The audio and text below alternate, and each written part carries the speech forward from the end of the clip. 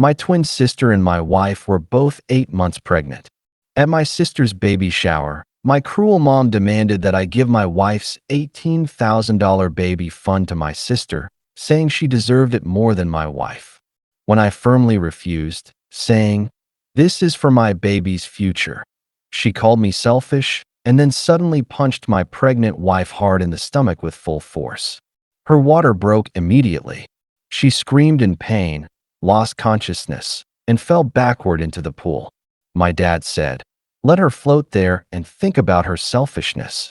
My sister laughed and said, "Maybe now she'll learn to share." Everyone just stood there watching my pregnant wife drown while unconscious. 10 minutes later, she woke up on the edge of the pool after a guest finally pulled her out. But when she looked down at her belly, she screamed in shock. The first thing I noticed when she came to was the cold, soaked fabric clinging to her clothes and the panic in her eyes as they struggled to focus. Water dripped from her hair onto the concrete beside the pool. A woman I barely recognized, one of my sister's yoga friends, hovered over her, shaking as she pressed a towel against my wife's stomach. "Don't move," the woman said urgently. Someone called 911. I rushed to her side, my heart slamming against my ribs.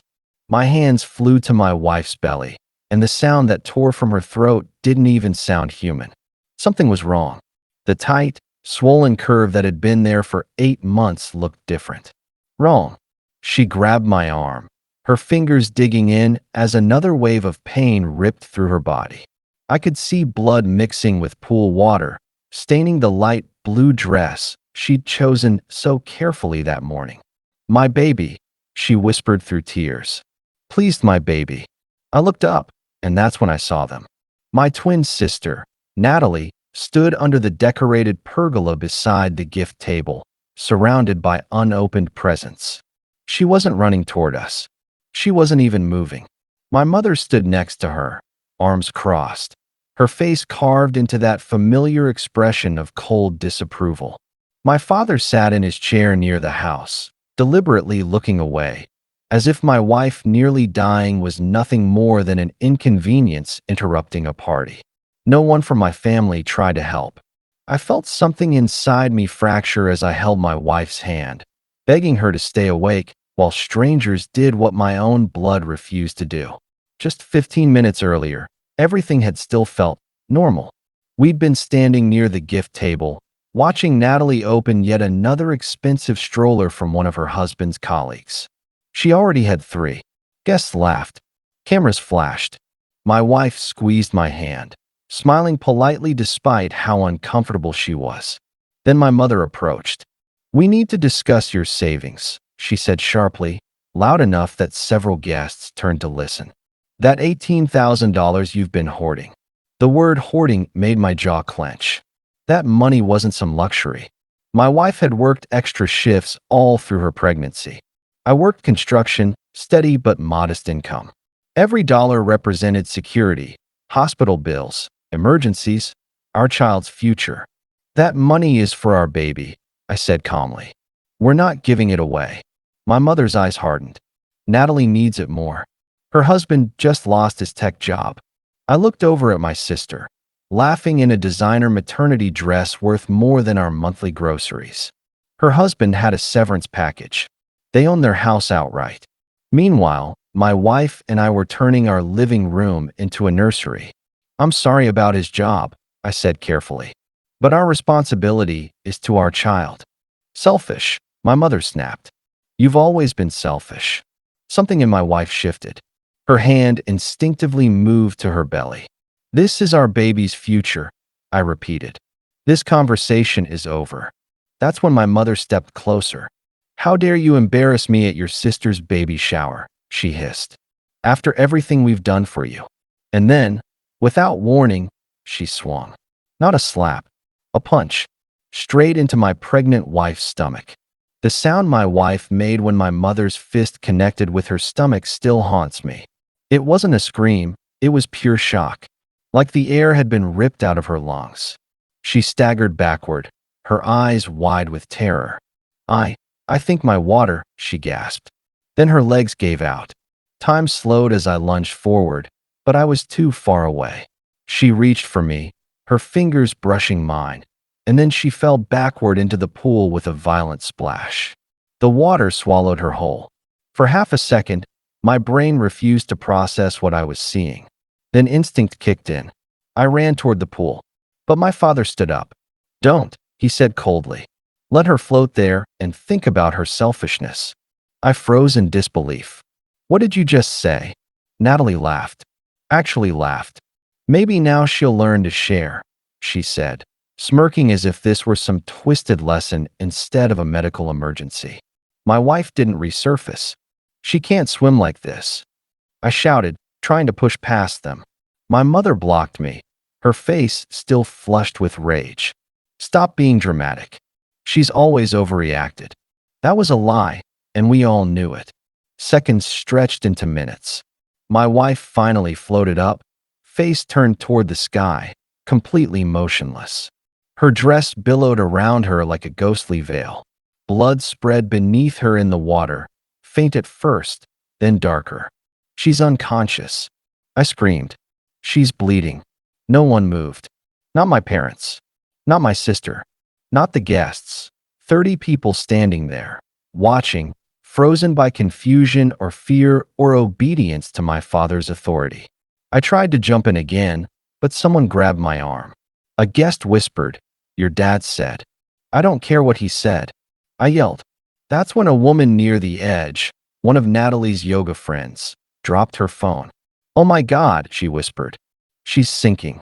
My wife's body began to slide lower in the water, her face dipping beneath the surface. That broke something in the crowd. The woman didn't ask permission. She kicked off her shoes and dove in. She reached my wife just as her body slipped under, hauled her up with everything she had, and dragged her to the pool's edge. Others finally rushed forward, pulling her out onto the concrete. 10 minutes. She'd been in the water for nearly 10 minutes. I dropped to my knees beside her, sobbing, shaking, begging her to breathe. Her chest rose. Barely. Sirens wailed in the distance. The woman pressed towels against my wife's stomach, her hands trembling. "I called 911 the second I jumped in," she said. "I kept waiting for someone else to help. I didn't understand why no one was moving." Neither did I. When my wife finally opened her eyes, confusion clouded her face. Then realization hit. She looked down and screamed. Blood soaked the towels now. Her belly was tight, cramping violently. She clutched my hand with a strength born of terror. "They're hurting my baby," she cried. "Please, don't let them hurt my baby." The paramedics arrived moments later, moving fast, asking questions, cutting away fabric, loading her onto a stretcher. "She was unconscious in the water?" one EMT asked sharply. "Almost 10 minutes, the yoga instructor said, her voice breaking. No one helped her. The EMT's face hardened. They loaded my wife into the ambulance. I tried to climb in after her, and no one from my family followed. Not one. As the doors slammed shut, I looked back. The party had already resumed. People were picking up cups. Someone cut the cake. My sister adjusted her dress. My parents didn't even look at me. The ambulance sped through traffic, sirens screaming, lights flashing against the windows. Inside, everything smelled like antiseptic and fear. My wife lay strapped to the stretcher, pale, shaking, her fingers clenched tightly around mine as another contraction tore through her. "Stay with me," I begged. "Please, just stay with me." A monitor crackled to life beside us. Then a sound. Fast, uneven, but there. The baby's heartbeat. I let out a sob I didn't realize I'd been holding. "She's still fighting," the paramedic said firmly. "You both need to fight." My wife cried quietly, whispering our baby's name between gasps. Every bump in the road made her flinch. Blood still soaked the sheets beneath her. I looked out the back window as we pulled away. No one followed. Not my parents. Not my sister. No calls. No messages. No concern. At the hospital, chaos took over. Doctors rushed in. Nurses shouted vitals. Someone cut her dress the rest of the way off. They wheeled her straight into labor and delivery while I struggled to keep up. A nurse grabbed my arm. "Sir, you'll need to change into scrubs." Now, as they rolled her toward the operating room, a female police officer fell into step beside us. "We need to ask you both some questions about what happened," she said gently. "But that can wait. Right now, focus on your baby." That sentence chilled me. Focus on your baby. Because it meant they weren't sure the baby would be okay. They administered anesthesia, put up the blue surgical curtain, and within minutes I was standing by my wife's head, holding her hand as her body shook.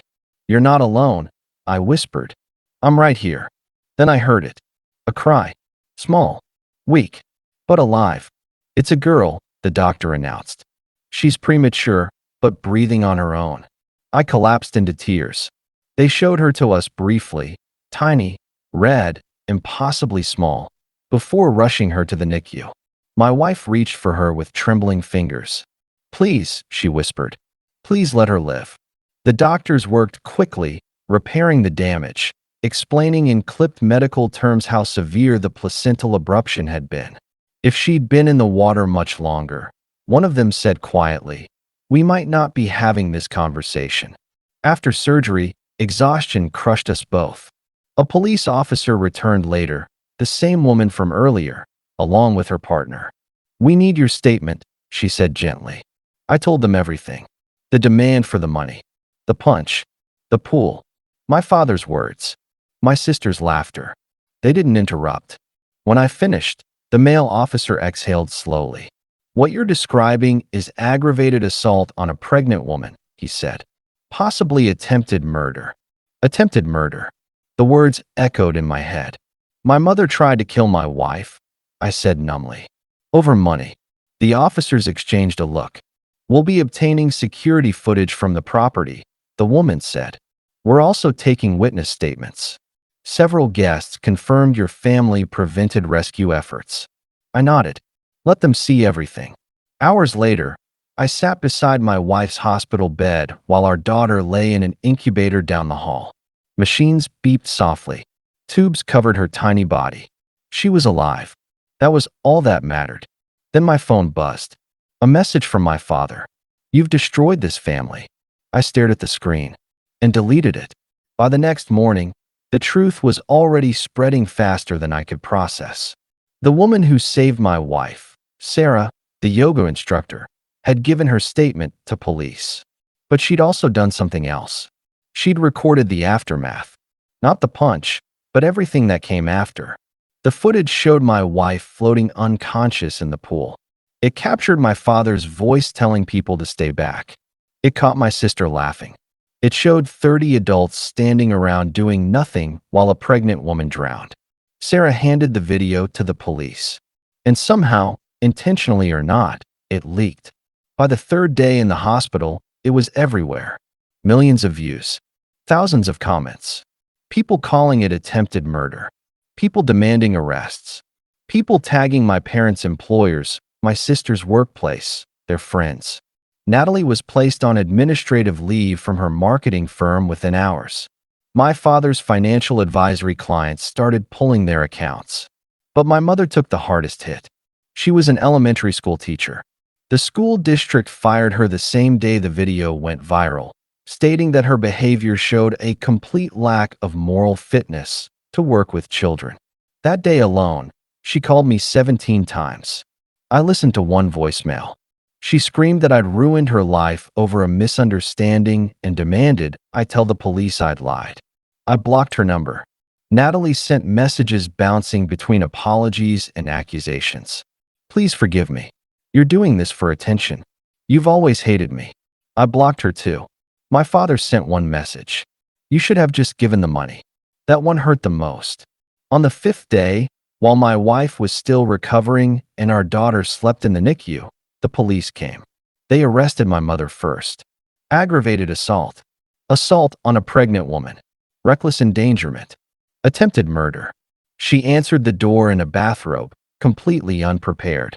When they read her rights, she tried to argue, said it was blown out of proportion, said she'd never meant to hurt anyone. The officers didn't react. They handcuffed her anyway. The next day, my father and Natalie were arrested as accessories after the fact for preventing rescue. Natalie was taken from her workplace in handcuffs. Someone filmed it. Of course they did. The video spread almost as fast as the first one. I watched all of it from a hospital chair, my daughter sleeping against my chest. I didn't feel happy. I felt empty. Justice didn't undo the damage. It didn't erase the image of my wife sinking beneath the water while her own family watched. But it mattered. The hospital social worker visited us repeatedly, helping us process the trauma. She reminded us that what happened wasn't our fault, that setting boundaries wasn't selfish. Our lawyer said we had a strong civil case. But none of that mattered as much as one simple fact. Our daughter survived. When we finally brought her home weeks later, still tiny but strong, I stood in our small apartment holding her and made a promise. She would never grow up wondering why she wasn't enough. The criminal trial didn't start until 8 months later. The wait was brutal.